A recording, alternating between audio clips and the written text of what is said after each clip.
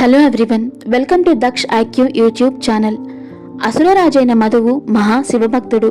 ముక్కంటిని మెప్పించి త్రిశూలానికి దీటైన ఆయుధాన్ని వరంగా పొందాడు. ఆ రాక్షసరాజు తనయుడి పేరు లవణుడు.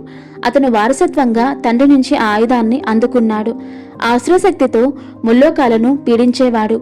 దీంతో అందరూ వెళ్లి శ్రీరాముడిని శరణు వేడారు. కోసలేంద్రుడు వారికి అభయమిచ్చి పంపించాడు. రాక్షస సంహార బాధ్యతను తమ్ముడు శత్రుఘ్నుడికి అప్పగించాడు శ్రీరాముడు.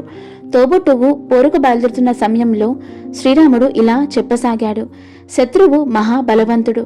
రుద్రుడు ప్రసాదించిన ఆయుధమే అతని బలం. ఇక బలహీనతల విషయానికి వస్తే చిహ్నచాపల్యం ఎక్కువ. ముక్కోపి. పొద్దున్నే వేటకు బయలుదేరుతాడు. పూజగదిలోని దివ్యాస్త్రాన్ని మాత్రం తీసుకెళ్లడు. దాడికి అదే సుముహూర్తం. మిగిలిన సమయాల్లో ఆసురుడిని హరిహరులైనా ఓడించలేరు అంటూ యుద్ధ వ్యూహాన్ని బోధించాడు శ్రీరాముడు. ఆ ప్రకారంగానే పావులు కదిపాడు శత్రుఘ్నుడు. ఆకలితో నకనకలాడుతూ వేటకు బయలుదేరుతున్న లవణుడిని ఉద్దేశపూర్వకంగా నిలువరించాడు. మాటలతో రెచ్చగొట్టాడు.